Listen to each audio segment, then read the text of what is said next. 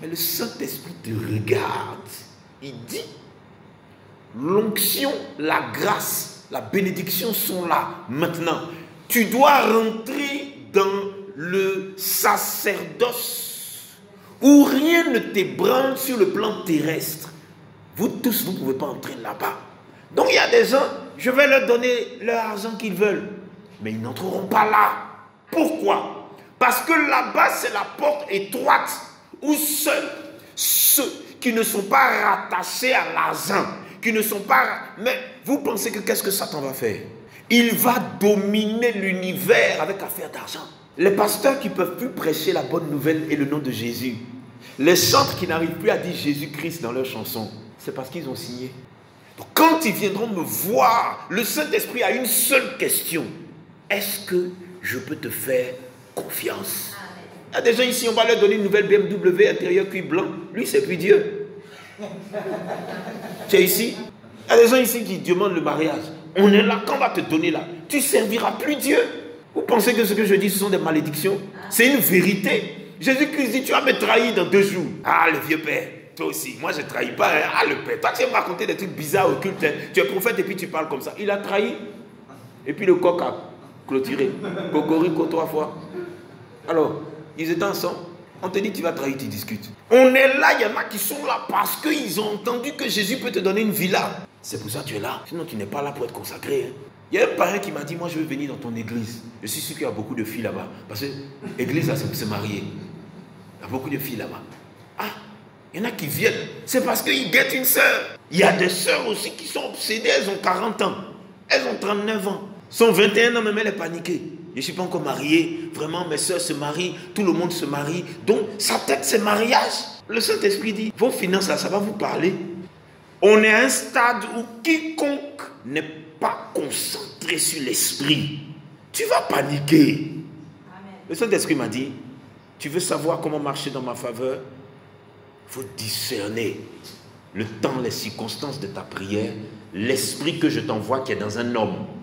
C'est comme ça que j'ai pris Moïse, puis je l'ai renvoyé chez Pharaon. Quand je l'ai renvoyé chez Pharaon, si Israël n'était pas concentré, les hommes de Dieu que Moïse est venu trouver chez Pharaon là, ils allaient dire c'est un menteur, c'est pas un homme de Dieu. Ils allaient dire ça. Mais il a suffi que Moïse dise, j'ai rencontré l'Éternel dans le désert, voilà ce qu'il a dit. Ils disent, on va faire ce que tu dis. Ils étaient en esclavage. Le simple fait qu'ils aient discerné l'esprit qui est dans la personne de Moïse et le temps de leur prière et de leurs larmes, ils ont été délivrés. Qu'est-ce qui a fait ça? C'est le discernement. Quand ils sont sortis, la délivrance de Pharaon, là, ça leur a donné quoi? De l'or. Pharaon dit, foutez-moi la paix. Bon, prenez même l'or qui est ici, prenez l'argent. Donc, dans la délivrance, il y a ton argent. Amen. Mais quel est le problème? Le problème, c'est que jusqu'à ce jour, tu n'es pas délivré. Le Saint-Esprit dit, mais si tu veux vivre dans la faveur de Dieu, accepte toujours la période du désert. Amen. Quand Christ a été baptisé, que le Saint-Esprit est descendu sur lui, le Saint-Esprit l'a emmené dans le désert. Quand Israël a été délivré, guéri, quand ils ont été délivrés, le Saint-Esprit les a emmenés dans le désert. Amen. Maintenant, il dit, vous voulez marcher selon ma faveur? Dieu les emmène devant la mer Rouge pour les baptiser. Et Dieu leur dit, asseyez-vous ici. Réfléchissez sur le trottoir ici. Sur la baie. Ils ont réfléchi. Dieu dit, vous voulez passer? Si vous passez là, vous n'allez plus jamais penser à votre passé. Si vous entrez dans l'eau du baptême, chrétiens écoutent le Saint-Esprit. Il dit, si vous rentrez là-bas, vous voulez marcher dans la faveur de Dieu? Ils disent oui. C'était des menteurs qui étaient assis là. C'était des menteurs, on appelle ça des vauriens. C'est-à-dire, ils pensent que l'Éternel, on le blague. Donc, ils ont dit oui. Dieu ouvre la mer. Quand Dieu a ouvert la mer, tout le monde est passé pour aller l'autre côté. Oh, il y a un problème. Toute la délivrance là, c'était pour aller adorer. Écoutez bien ce que le Saint-Esprit dit, je vous en supplie. Ceux qui désirent rester à la maternelle, je suis obligé au 31 décembre de vous libérer. Je ne suis pas méchant. Je suis conséquent avec moi-même. À un moment donné, ceux qui restent à l'état d'enfants pour boire du lait deviennent un problème. Pendant que nous, on est dans les gigots de viande, toi, du lait, on dit, toi, tu as quel problème? Dans Dieu, là, un exo de vieux père, là, toi, tu dis du lait. Église de bébés, il y a son modèle à Abidjan, tu vas aller là-bas.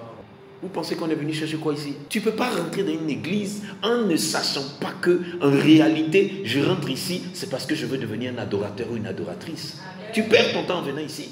Tu veux l'argent. Il dit, mais tu es venu pour m'adorer ou bien tu veux l'argent? Je t'ai bien dit que je suis ton père. Cherche d'abord le royaume, je vais te donner le reste. Pourquoi l'argent t'obsède? Je vais vous tester. Je vais fermer vos finances. Vous tous, je vais vous regarder. Le Saint-Esprit dit, tu veux marcher dans la faveur de Dieu, mais regarde les étapes. Amen. Délivrance, guérison. Je t'envoie un homme de Dieu. Quand tu as la guérison, tu as la délivrance, automatiquement, tu t'engages à rentrer dans l'eau.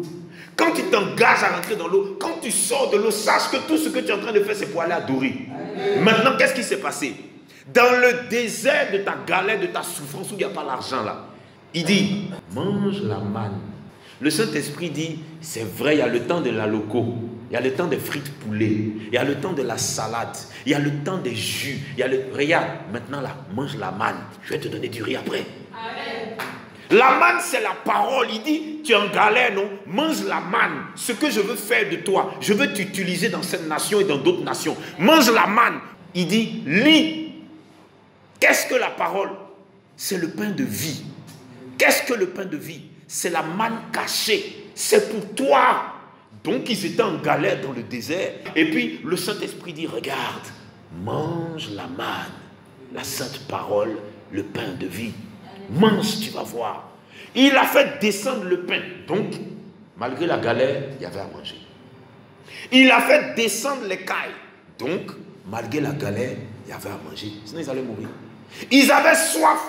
Il a fait sortir l'eau du rocher. Donc, il y avait de l'eau à boire. Bon. Il marchait toujours. Et dans cette marche où il y avait la manne cachée, le pain de vie, l'eau sacrée, c'est-à-dire la source d'eau vive qu'est Christ, le pain de vie qui est Christ. Pendant ce temps-là, il y en a qui ont insulté l'homme de Dieu Moïse, il y en a qui ont méprisé Moïse, il y en a qui ont refusé de comprendre et qui voulaient retourner dans le pays du péché et de la servitude. C'est pour ça que vous avez tant de problèmes dans l'église. Parce que vous commencez à être hésitant et avoir des regrets sur la vie d'avant.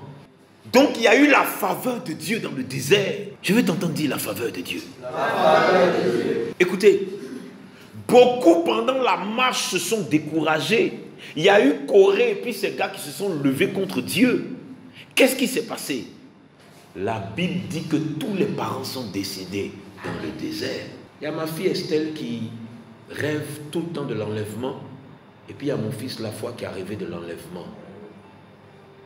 L'homme de Dieu. Bon. Pourquoi? Regardez, faites très attention. Circonstances de la prière, l'envoyé de Dieu ou les envoyés pour te sortir de ta situation, et puis l'esprit qui les guide. Faites attention. Pourquoi Dieu leur montre l'enlèvement? Pourquoi? Je vous ai dit, il y a la guerre en Israël.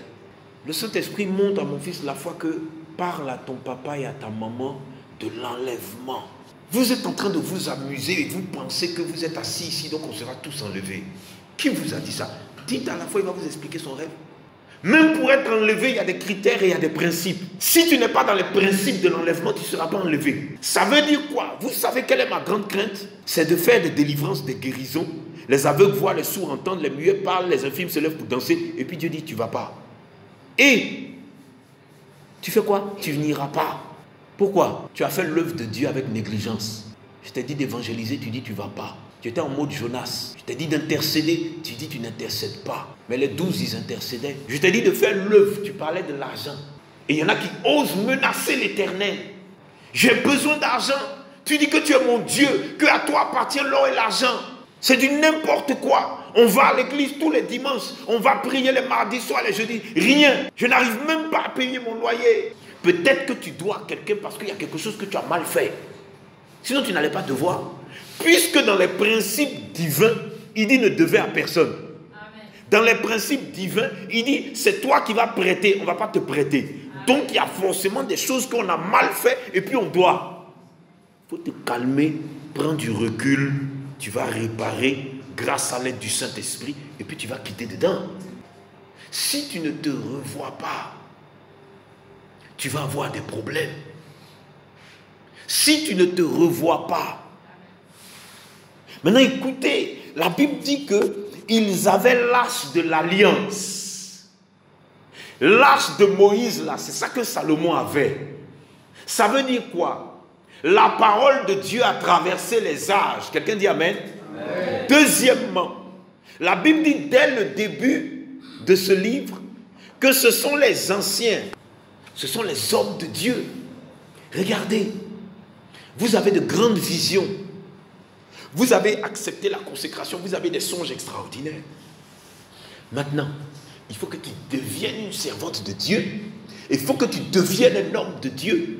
Tous ceux qui ont pensé qu'il suffit d'être à l'église et de dire je suis en sainteté de vie, je suis consacré, et puis tu deviens un homme de Dieu, tu t'es menti. Pourquoi? Parce qu'il y a une initiation. Ils sont arrivés dans le désert. Ils avaient la faveur de Dieu. Arrivés à la montagne du mont Sinaï, l'homme de Dieu va aller sur la montagne. Son fils spirituel, Josué, va l'attendre en bas. Et son frère, qui est un homme de Dieu, il va emmener tout le monde dans la déchéance. Un homme de Dieu. Pourquoi? C'était resté un bébé. Mais il avait des cheveux blancs, Aaron. Il avait des cheveux blancs. C'était un vieux père. C'était un ancien. Mais c'était resté un homme immature. Il a eu peur de ce qu'il voit. Ils disent, depuis qu'on est venu au centre chrétien d'enseignement biblique, on mange mal. Mais il y a beaucoup de restaurants au Vallon. Il y a beaucoup de restaurants au dehors. Ici, ce n'est pas un resto. Parce que l'église aussi, il y en a qui viennent pour manger. Amen. Moïse, depuis qu'on est avec toi, on mange mal. C'est un restaurant ici. Moïse, depuis qu'on est avec toi, on n'a pas l'argent. Ils ont dit que depuis qu'on est avec Moïse, on n'a rien, on mange mal, on n'a pas l'argent. Dès qu'on a dit on n'a qu'à fabriquer une idole, ils ont sorti l'or. Non mais les gens sont des vauriens quoi. Donc toi tu avais de l'or et puis tu dis que tu n'en as pas. Le ministre de la lutte contre la pauvreté m'a dit, monsieur, je veux comprendre d'où vient la pauvreté. La pauvreté vient d'un désordre, d'une désorganisation humaine. Et la désorganisation vient du manque de la connaissance et de l'application des préceptes, des ordonnances qui permettent d'être riche. Dès que tu n'appliques pas, tu es dans la pauvreté. Ceux qui appliquent là, ils ne sont pas chrétiens, mais ça fonctionne. Ça n'a rien à voir avec je suis en Christ. Donc ils arrivent à la montagne et c'est l'homme de Dieu maintenant qui va les jeter dans le caniveau. C'est là que le Saint-Esprit m'a montré quelque chose ce matin. Il dit, regarde, à un moment donné, Jésus dit, tous ceux qui sont appelés de la maison de Dieu et qui ont été appelés avant la fondation du monde, mettez-vous à ma droite. Amen. Vous savez où il les a pris? Dans l'église. Il dit, tous ceux que j'ai appelés, qui sont mes servantes et mes serviteurs, mettez-vous à ma droite. Il les a pris à l'église. Il dit, les autres, mettez-vous à ma gauche. Pourquoi? Parce que dans la même église, il y a des gens qui vont suivre Moïse, et puis il y a des gens qui vont suivre Aaron. Donc, quand Moïse est descendu, je vous ai dit, il y a 3 prophètes que j'aime. Samuel, Moïse, et puis maintenant le dangereux Élie. Moïse, pourquoi je l'aime? J'aime les 3 prophètes là parce qu'ils ont des choses qui ressemblent à ma vie. Moïse là, c'était une star en Égypte. Dieu l'a dépouillé pour qu'il devienne un grand et puissant homme de Dieu. Dieu, maintenant, tu es arrivé au stade où il doit te dépouiller. Tu commences à insulter Dieu parce que tu ne peux pas payer ses yeux. Or, c'est le temps de déposer les bracelets en or. C'est le temps de déposer les bijoux. C'est la période où maintenant tu vas assumer ta vilaineur. Et il n'y a personne qui devient un homme de Dieu puis il reste beau gosse. Allez. Tu mens. Homme de Dieu là, il y a sa période où on devient vilain et puis maigre. C'est quand tu ressors de l'autre côté là, et puis tu retrouves maintenant ton physique. Donc servante là, mes filles, il y a période de son vilain aussi. Demandez à Anne bénédiction. Elle dit, papa, vraiment. J'ai dit, moi-même, je regarde ses doigts, il n'y a pas de chair dessus. Elle a des doigts maigres comme ça. Elle s'est mariée maintenant pour avoir ce qui est à la fin là. Il faut accepter.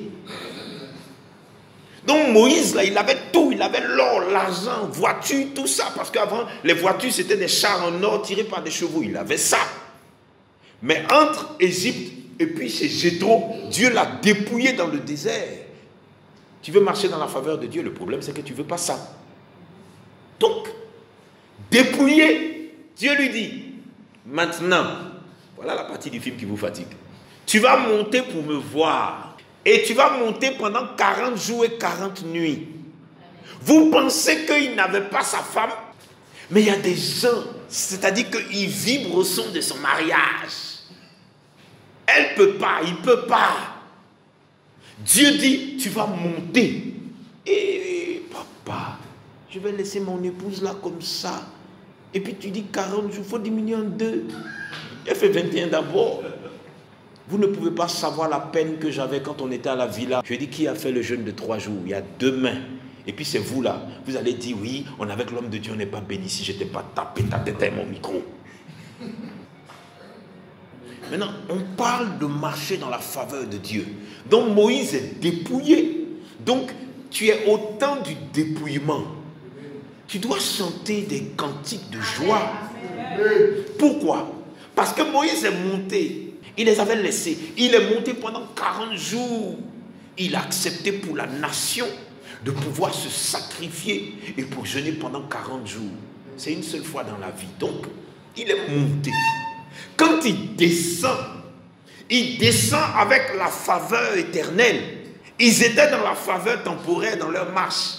Mais il est monté pour descendre avec une faveur éternelle que sont les 10 commandements, les ordonnances de Dieu, la direction divine. Il avait ça. Quand il est mort, David a pris. Quand David est mort, Salomon a pris. Quelqu'un dit Amen.